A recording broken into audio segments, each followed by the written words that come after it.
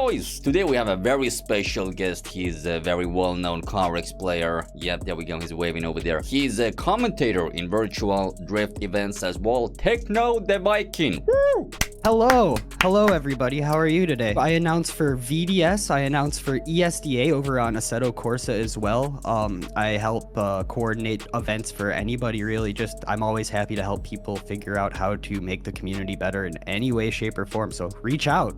I got you. And with your help, since you're here, we're gonna build the ultimate drift car in CarX, and we're gonna educate the viewers as well, okay? Excellent. We can definitely do that. Okay, because you know everything about tuning cars, you know, unlike me. Oh, I've been doing it for over 20 years now, so it definitely helps out now. Shit, wait, have you played like Live for Speed then? What did you play? I was a state champion in RC car grip racing actually, back at a young age, and everything I learned, I cut my teeth doing that. But the good thing is CarX is surprisingly accurate to real life as far as like what you expect the sliders to do. CarX is realistic? I don't know if I would say it's realistic, but at least the dyno stand reflects real life. Like if you turn up a setting, that's what you would expect it to do in real life as well, or at least feel the same way. So it is important to know all the values in CarX when you tune a car, yeah?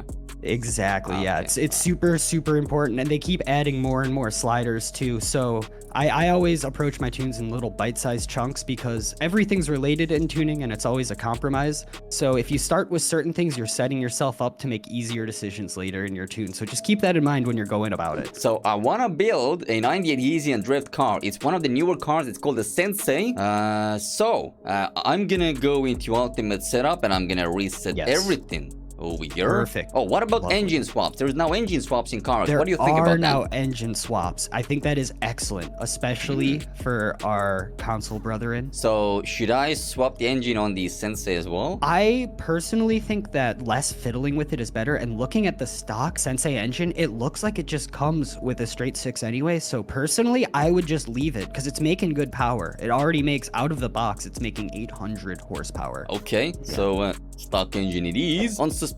By the way, very first thing, a lot of people, at least in my lobbies, you know how my lobbies are, they use the lowest front spring length, okay? So it's completely slammed. It even has a little bit of camber, right? Yeah. Does that affect the car as well, or is just that visual? It definitely does. It does? So you know how your car's always pressing down on the ground, like the tires always have weight on them? When your car's bouncing around, like going over bumps and stuff like that, that weight varies because the car's bouncing up and down. So the goal of your suspension is to hold up that weight and make the weight between the tire and the ground as consistent as possible. So when you remove all of that suspension leg, the suspension can't do anything to deal with your driver inputs or bumps in the road, so it'll feel a lot less smooth. First thing I look at actually is my wheel size, because everything else is going to be dictated off of how you want to look, especially in a lot public lobby cars. You want it to look cool, right? Yeah. So I would start with your wheel sizing. In stock, it starts on 18-inch rims and 245 tires with what kind of profile? Let me look. 40%. So these are really normal street tires. So Goose, how much of a hot boy do you want to be is the question. I like a little bit of slam, but not too much. Okay, cool. So I want the full tire to be visible. Yes. You want to, you don't want like rim to lip kind of like rim defender stuff, because for me that's what I always do. I think that looks super cool, but if you want to see the full tire, we can make that happen as well. So on a car like this in a public lobby, your tire width, you don't want to be that guy on drag tires and you don't want to be that guy on bicycle tires, because bicycle tires are just people trying to drive slow, and you can do that, but you can also do it without having a ridiculous looking tire. And I'm going to be controversial and say it, bike tires look ridiculous. Yeah, and also let me add to the reason why I want to see the full tire, because it pisses me off when people like rotate their wheels and then the wheel goes through the fender. That's what pisses me off. We can make it so your car is so dropped to the ground, full fender to like rim lip, but we can make it so it won't clip. I will never send you off on a tune at any angle. Fenders, I promise you. At any angle, it won't clip through. We can make that happen. Yes. Okay. Well, that is the main point, because I really hate that. We can make that happen. Okay. So we can make that happen. So for this car, it's just a question of what kind of size tire you want. I think on most 90s lobbies cars, I run like 225 to 245 in the back. Kind of anywhere there. This is a heavier car, so you might want to be closer to like 245. I'm going to go down to 235s personally. I'm going to make this setup alongside you. But the rim diameter, the 18-inch. Yeah. So it's either 18 or 19 for me. I don't know which one to choose. I'm thinking that we're going to go up to 19s and run a lot less tire profile. Okay, So it'll be the same total diameter, but it'll look a lot cooler. Okay, so 19, and the tire width should be 230, you said? 235 in the back, and I usually run a little bit smaller in the front because I like to drive my cars with my gas and my brakes, so I want the back end to have a lot of grip. Oh, that's fair. And I want to have the front end to not have so much grip, so then it's more reliant on gas and brake as opposed to steering inputs, which will make the car a lot smoother. And this is also better for steering wheel players with 900 no assist. If front tire is more narrow, it is more difficult to oversteer. Spin out accidentally. Yeah, exactly. Okay, so I did the two things, the diameter and the tire width. You said something about the profile. What should that be? If you want to run, like, if you want to look cooler, smaller profiles, what all, like, the cool guys run. You know what I mean? Like, in real life, they all have, like, the stretch tires and stuff. So I think, personally, I think 30% looks good, but that's up to you. And more profile will mean more grip, but in a public lobby, it doesn't really matter. We can make that grip elsewhere. Yeah, so like rubber band tires, yeah? Not super rubber bandy. I think 30 is nice, or 35. And it's completely whichever one you would prefer. Okay, yeah, 30 is pretty slim. So let's go 35 then. Yeah, I think I'm gonna go with 35. But if you say 30, I will trust you. It's completely in a public lobby car. It's completely what you think looks coolest, and we'll make the rest. All right, okay, I'm gonna go with 35. All right, what is next? Cool. Oh, adhesion. Right, 90. Yep. Okay. Drop that down to 90. We're making a 90s car. Okay, so next thing is tire pressure. This is, again, a lot of personal preference, and this is one of those things that I kind of touch at the end. I start out every car at 150 at the front and 100 at the back. That's just what I always run. There's no specific reason for it besides just that's what I've always done for years. Wow. Okay, I usually run like 250. Running higher pressure will mean less grip, so you're going to slip a lot more. The car's going to feel a lot slidier. Yeah, but isn't that like the purpose? Like smooth tandems, online lobbies, 90? No? So you can be smooth at any speed. It's all down to the rest of your setup. So I run lower pressure. Again, this is actually the last thing that I come back to at the end because it's really easy to tweak your pressures and make the whole car feel different. So I do the rest of the setup first. I just throw a number on them and then I come back to it later. Okay, this is exciting. This is very different than what I would do. Okay, front spring stiffness. Do I need to change that? So this car weighs 4,010 kilograms. It's a heavy car. 4,000? What? Yeah, 4,000. It's a big sedan, right? 4 tons? 1410. It's a heavy car. Oh, 1.4. Okay, I thought 4 tons. 14. Yeah, not 4,000. 14,000. 1,400. 1,400. Yeah. Okay. I'm waking up still, man. I haven't had my coffee 4 yet. tons. I was like, Jesus, is that a truck? No. So it's a big, heavy car, right? I'm going to run 100 in the front and 70 in the rear. All right, got it. So everything seems to me like you are focusing on the rear to be more grippy, like every value so far. I like to drive with my gas and my brake. My steering is very much just trying to keep it going in about the right direction. And of course, everyone's going to set up different, but the most important thing is knowing what the sliders do and how they affect things. So like stiffer springs, that means the car is going to not conform to the road as easily, and you're going to lose a little bit of mechanical grip due to that. Yeah, so you're using lower adhesion than usual, but you're using higher stiffness. Yeah, because I'm trying to make sure. So the springs hold the weight of the car up, and then the dampers are going to control where that weight transfers while we're driving. Okay, well, now we are getting to the dampers, which I'll be honest, I don't really know much about dampers. Let's first look at our spring lengths, but we'll come back to dampers after we test drive it, because right now it's all not going to matter, because everything else is going to affect it. So it's 13, and honestly, that's kind of the stance you said you wanted. It could be even lower at the moment, a little bit, like at least in the rear. The rear seems to be higher. I would run 10 in the front and 9 in the back, because I think that looks cool, but you can go higher than that. No, I mean, that is really slammed. As long as the tire doesn't go through the fender, that's fine. But you will make sure of it. Okay. Then we will make sure of 10 it. and 9. Okay. 10 and 9. I think that looks really cool. The good thing is we can get low, but we still have spring length, so our suspension still is working. So front toe. Negative means the toes are pointed out, toe out. Positive means the tires are pointed in, toe in.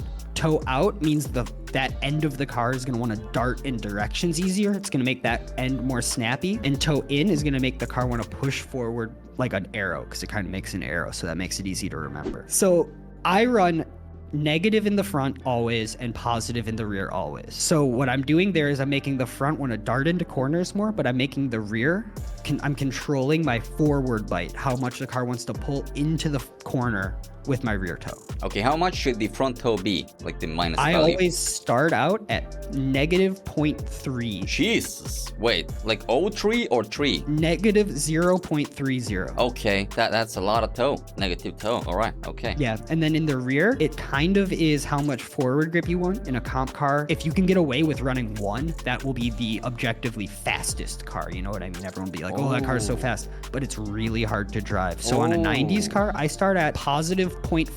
Jeez. And then I tweak from there. A lot of people run 0 as well in both front and back. There's a lot of personal preference. So definitely you can throw a slider. But since this is like a smooth drift car, not a comp car, should I be using 0.5? That's what I start at on my comp car, on my drift, like my mellow cars, I run like 0.7 normally at the end of the day.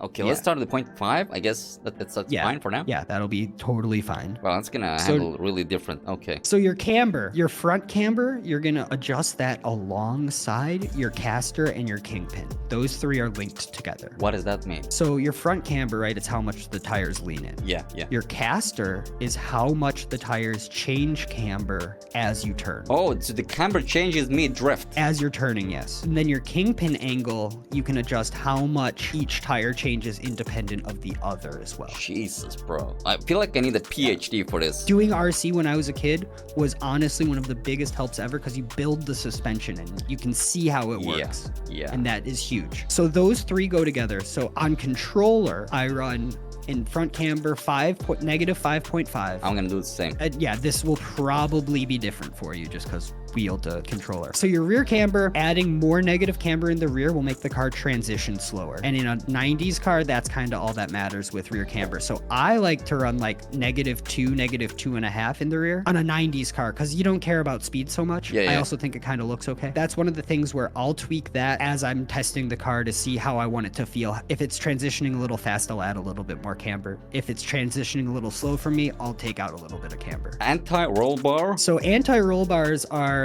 very strange in drifting. It's one of the hardest things to get your head around about how it's working. Ideally, the most grip you can make is with no roll bar, but the car might feel a little bit weird. What does this even mean? Anti-roll bar. So a roll bar is literally a bar that connects the suspension arms on one side of the car to the other. So when one side gets pushed up, that bar tries to lift up the other side as well. And when it gets pushed down, it tries to push down the other side. So it links both sides of your car together. Wow, that sounds complicated. So in the front, stiffer roll bar means the car will have less forward grip up to a certain extent, and rear anti-roll bar, generally I don't mess with it so much in drifting, but if I need to take out grip at either end of the car, I'll add more bar. So when I start out, because I really like an ungripped front end, I start my front bar at 50. Wow, I've never put it that high. Yeah. And then in your rear, personally, I run it about as low as you can have it while the sides are still connected, because you want the sides connected just so that there's more feedback in the car. So I'd run like 10 in the rear. How do you know it's connected? What, 50 and 10 is connected? No, I'm saying I'm running a rear bar just so the 2 rear sides are connected, just so that the rear end has a bar at all. Why not on 0? 0 means that there is not a roll bar, so they're not connected at all. Okay, so all right. 10 is just a number. It's a random guess. It's not scientific in any way, shape, or form. Fair. Okay. Caster, my favorite thing. I love it. Caster, I love it. I run 8.8 on everything. Okay. On everything. So yeah, I'm gonna tell the viewers my experience as well. If on some cars you feel like the steering wheel has really horrible force feedback, like the wheel is like soft like a sausage, just increase the caster. That is the most easiest thing you can do to just like modify a specific car. You don't have to go into settings and move change the overall force feedback setting. You can just increase the caster if you want to feel more force feedback. I completely agree with that. That is 100% accurate. So your caster does affect your self steer, which is what you're describing, which is how much the wheel wants to follow it.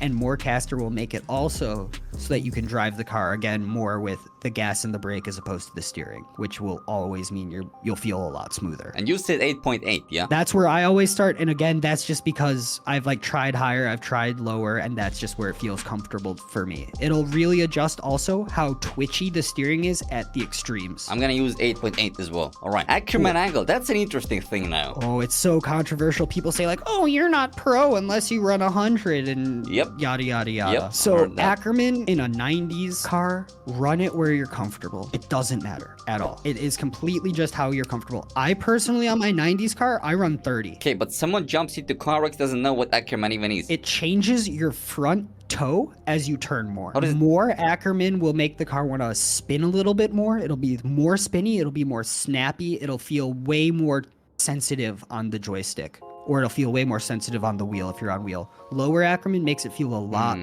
looser, a lot less grippy. The car will be a little bit slower, but it's almost not noticeable at all. So on controller, like if you go on 0 Ackerman on controller, there is no way you can oversteer, right?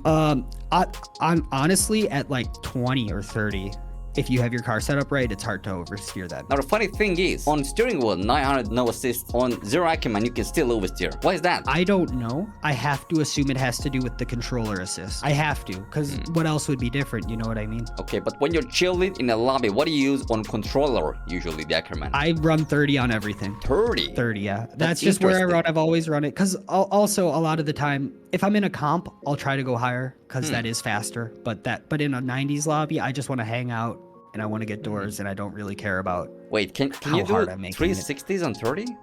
No, I never do 360s. I'm not a very good driver. I mask it with a good setup. To each their own. Play the game how you have fun, you know? Steering axis offset. If we want to be hot boys and slammed like this, you have to bring it all the way down. Well, I've never changed that. I'll be honest, never. What does it even do? It doesn't do anything. It changes where the pivot point for the wheels are. So set it to 20, right? Set it all the way up and have the wheels turn and look at how much your wheels clipping. I think I have a different body kit down on this car. I don't have a body kit at all. Yeah, I think that's why I can't see the difference. It allows you to deal with clipping a little bit easier. It will change the way the car feels a little bit, but I haven't noticed so much. So I use it just for fitment. So I run it at 0 to get the nice slam, you know? Fine, I'm gonna put it at 0. Kingpin angle inclination. What is that? That's like some kind of a newer value, yeah? It is a newer value. So it's like caster, but in a different plane. It affects caster, and it makes it so if you had it at 0, caster affects both wheels exactly the same, but if you have it higher, it makes it so the caster changes the camber of the wheels as you turn differently. But for me right now, I'm leaving it at 10. I'm not messing with it. I'm not playing with it. And as for the max steering angle, we did get an update, so all the cars now in CarX support 65 max degrees. Yeah, you can run 65 now. And if you want to run 65, run 65. Honestly, I run 65 on most of my cars these days, except for like 86s or Miatas, just where I don't think you would see 65 degrees of steering angle on them in real life. But again, it's up to you. So did we go through wheels already? Yeah, wheels and suspension. So now we're going back to do our wheel tracks now. What is that? It is how wide your tires are. That's a really easy slider if you go left and right with it. This is just a fitment thing. Oh yeah, we're gonna make the car look good, man. Drifting is about style, let's be real. Yeah. I have this weird fender on this body kit, by the way, which probably needs us to like raise the front a little bit, maybe. We'll I don't see. know. So I think if you go to 7 or 8. Yeah, 7 or 8 looks pretty good. I bet if you turn the wheels all the way, it won't clip. It doesn't clip when you're all the way out. There is some angle where it does clip. Yeah, and it's kind of just guess and check. But I'm watching it right now at 6. I'm not getting any clipping as it moves. Right, so front wheel track 6 and rear. Wow, rear looks 0 looks good. Yeah, pretty okay. Actually. Yeah. External wastegate. What does that do? It makes it sound like when you decelerate. So this is just a turbo flutter sound. Yep. Yeah, if you want it to sound cool, have it sound cool. If not, that's cool too. Okay, all right. Engine tune-up. I think with 90s cars these days on the new update, you can get away with a lot less power than people think. Like I've been running 400 horsepower and I've not been able to I'm faster than most people these days. Same, and I feel like it's even better because if you had so much power, it's just gonna be just spinning wheels too fast. Exactly. You don't need to. You don't need to. Exactly. So I'm not gonna add any engine tune-up on this car personally. I agree. So max torque, I drop that all the way down to give myself the biggest power band possible. Same. And rev limiter all the way up. I love hearing the big. Yep. Yes. Just go for it. Okay. And then turbo, I have a turbo, but I'm running like 0.4 because I'm trying to get like 400, 450 horsepower. Well, really similar. I would run probably like 0.5. All right, transmission. Ooh, now we're gonna do some math. Are you ready? Are you so excited to do math? No. So transmission type, sequential or regular? Sequential, it is like a quicker shift time. I'm running standard because I think it's a street car and it should have a standard transmission. fine. Okay. I never used standard. I will try it. Differential type. Viscous. Okay, we have many different choices now. Yes. Let's go through the 4 quickly. Open means whatever wheel has the least amount of grip gets all the power. In low horsepower grip cars, it's cool. In a drift car, you would never use it. A spool is effectively a locked diff. So whatever one wheel in the back does, the other wheel does. That is a locked diff, the spool one? Effectively, yeah. What? So for like a car like this, that's actually probably the right choice. And for most street cars, that's what you would run as a locked diff. Wow.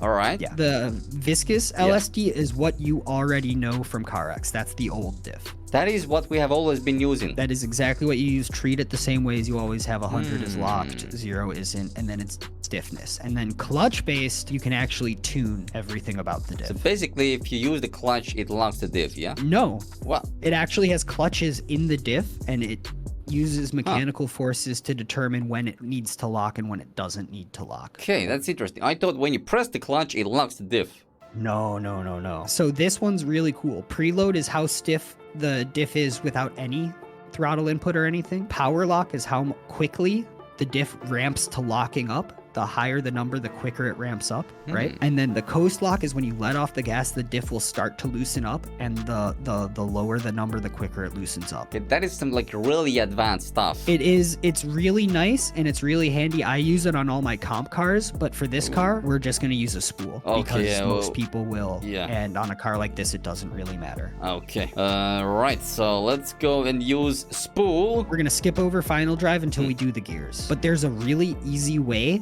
to calculate all of your gears almost instantly and have them be perfect every time. But question though, why do you even need to change the final drive at all? Why not just change the gears individually? Like if you... So your gears individually, you're tuning the distance between each gear, like how far your revs drop on each gear shift, right? Then your final drive, you're adjusting all of those at once. So the goal with your gear tuning is to make sure that the space between the gears is correct and right so that the shifting goes well, and then you tweak your final drive last to make sure that your revs sit where you want them to be. That's interesting. Usually I do final drive first. Like if the car goes through the gears really fast, like I go 50 miles per hour and I'm already on 5th gear, I'm like, nope, I need to have less final drive. Yeah, you can totally do that, and that totally works fine. I just sat down with a calculator and did the math so that my revs drop to a very usable power band, and you can adjust that as well. Because I like it where my gears, every time I shift, it drops down to the same RPM every time. That makes it really easy to tweak your final drive. The goal is the space between gear 1 and gear 2 should always be double what gear 2 to gear 3 is. Does that make sense? What I do is I always just start my first gear at 3, and that makes my math a lot easier. That's a good point. Okay, let me put it in 3. And then so we'll do 1 down from gear 1, right? So 2 for gear number 2. Yeah. Oh, goodness. That's a good tip. Yeah, right? Okay. And then gear 3, so we want to do half of gear 1 to gear 2. So what would that be? 1.5? Exactly. All right, so 1.5 and 1.0. No, what's the difference between gear 2 and gear 3? Oh, these boys. Okay. 0.25 difference. So 1.25. Yep. Exactly. Okay. And now it's going to get more difficult with the gear 5. So now you have to do the same thing, but with gear 5, and we're going to have to do a little rounding. It should be 1.125 to be perfect, but I'm just doing 1.13. Okay, I get it. And then for gear 6, I usually only use the first 4 gears. I don't even use the 6th gear, I'll be honest. Yeah, so I just throw 1 there just so it looks nice. So now we don't know if our final drive's right until we test drive it, so we'll come back to it later. And now let's look at brakes. I personally use like 1.6. I use 1.8. Lower brake is easier to keep smooth. Higher brake, you have a lot more control. Front brake bias. So let's say I'm in a drift, right? Yeah. And I brake really hard. Sometimes the car will oversteer then immediately. That means you have too much front brake bias. Whatever you're at, that means just turn it down. I start at about 70. I find that to be very comfortable. Front brake bias at 0 means there's no front brakes, and brake bias at 100 means there's no rear brakes. I mean, 50 feels pretty good then, if they go equally. 50, I like 70 because I do a lot of left foot braking, and that keeps the car at the same angle. It's up to you and how you drive, but I start at 70 and I adjust from there. Okay, can I use 69 though? Dude, I didn't want to tell you, so most of my setup, I actually hide 69s in it everywhere. So yeah, I was running 69. I run 1869 brake bias. We have more things coming than I thought. ABS? Yeah, 69. ABS? ABS on, I run it on Some people run it off. It is really fun to turn it off when you do toge with like 100 easy and small grippy cars. Yes, I agree. Cool. And now it should be good to test drive. I am on a wheel, so I'm gonna be a little bit slower, by the way. It is different. Yeah, it definitely will feel different. Wow, okay. But it should feel pretty smooth. It is. I mean, I have no complaints at the moment. We're gonna have a really narrow cone as well coming up. I wanna see how it handles there. Okay, so far I like it. Okay, this is a very important corner where I can test the angle of the car. Okay, it's really accurate. It doesn't oversteer and it doesn't understeer. Yep. It's like in the middle. Exactly. That's all on the brakes. Here we go. That's gonna be a tight spot over here. And we did it, I think. Yep. We made it. Jeez. Wow. It's pretty good. Yeah, Pretty good. For a tune that we didn't test, what I'm noticing while we're driving, for dampers, you kind of need to drive the car around and notice how the car bounces and how it moves on gas and brake. Let's pop out a second of this lobby and let's go tweak our dampers really quick. I didn't notice anything, to be honest. Damper and suspension. Oh yeah, there's so many damper things. Yeah, we There's didn't so touch many any of the dampers. damper things, right? Yeah, we didn't touch any of it. That was completely stock. So let's talk about it now. Yeah. So your dampers are how hard it is for your spring to compress and to extend back, right? So bump and rebound. So it's really nice because we have control over the tires going in and out, but we also have control over fast and slow. Generally speaking, fast is how the car reacts to the road and regular is how the car reacts to you. So I noticed the car was really bouncy over bumps in the track, and looking at our rear damper fast bump, it's only at like 1800, right? So I'm gonna bump that up to like 2500. Interested. On the rear. To keep the back end not as bouncy, but only on the bump, not on the rebound. Because I liked the way that the car came down, but I don't like the way that it bumped up. Okay, so 3.5. I'm doing my fast bump at 2500. Oh, 2500. You want it to be about as low as you can get away with. And then I also noticed the front end of the car would dip down when I would get on the brakes super aggressively, more than I'd like it to. So I'm gonna raise that front damper bump to 5,000 from 45. Whoa. In this case, why not just increase the front spring stiffness though? Because I don't want to make the whole front end stiffer. I just want to make the front end stiffer when the front end starts to dive down a little bit. Because when you adjust springs, you're adjusting both rebound and bump at all levels. When you adjust the damper, you can adjust just one thing. 4500. Yep. Yeah, bring that up to 5. And then I also noticed I didn't like the gears. Perfect. I liked the gears. I didn't like the final drive. Wait, so what about the other damper values over here? I think they were good. The dampers, you only change them if you need to change them. Front damper fast bump and front damper fast rebound. What is the difference in there? Bump is the suspension compressing, rebound is the suspension extending. And then when it's fast, as opposed to regular, fast is it's reacting to the road, and the regular is it's reacting to your driver inputs. So I noticed that the rear was bouncy from the bumps in the road, so that's why we brought our rear damper fast bump up. And then I noticed the car would dive in a little bit on the front due to our braking, so that's why we brought up our front damper. Increasing fast bump car doesn't go as low as much in the front end. Generally, yeah, you can have a more compliant suspension for bumps and a stiff one for driving. And then I noticed our final drive wasn't exactly perfect. What do you mean? I like the third gear. It was pretty good. It was okay, but we could have it tickle the rev limiter a little bit just for the style. So I'm gonna go from 3.9 to like 4. Not a big change, you know, just a little bit. So that gives us more revs on third gear. Yeah, just a little bit more. So you want to do the whole map, like even on slow corners in third gear? If you have your torque set right, you can get away with doing a whole track in one gear usually. But we have the lowest torque. Yes, exactly. So we'll be good to go. Right. Okay, so we changed the dampers and the final drive. What annoys me is like the max rev sound. With this car, there is no that sound. This is, you know, rev max. I like it. And there is constant power. Any RPM, yes, basically. Exactly. That's the goal. What's your favorite car in CarX? My favorite car? Yeah. I'm a sucker for FCRX7s just because I like them a lot. Just visually, yeah? Yeah, like I think they're just cool. So I just make that car feel good, but I drive an FRS in real life, so I have to say the Azura M1 is my favorite. But in terms of handling, best car in CarX, what is it? NES chassis. Any single one will definitely, that will give you the most reliable results when you're starting out at any given time. It's a series of cars, the S13, the S14, the S15, and the 180SX, which is also technically an S 13. The classic, In-game, classic famous JDM cars. classic JDM cars. In-game, the best part about them is there's at least one in every class, starting in class 2. So the Phoenix NX is the 180. So you can start out with that. The Wellington S20, which is one of my personal favorites, in class 3. And then you got the Fujin SX in class 4. And then the Spectre RS in class 5. And if anyone's ever asking like, hey, what car should I start out with or anything, that will always be the right choice. Just use classic JDM car. Yeah, Easy. choose a classic JDM car. Choose something that you like the way it looks. Thank you. Okay. I did learn a lot. Hopefully the viewers learned a lot as well. He does create content on Twitch. Here is Techno's Twitch. Thank you. I appreciate it. Of course, man. Reach on out, and I'm always happy to answer questions about the game. Thank you. And as always, Thank you. Stay sideways. peace.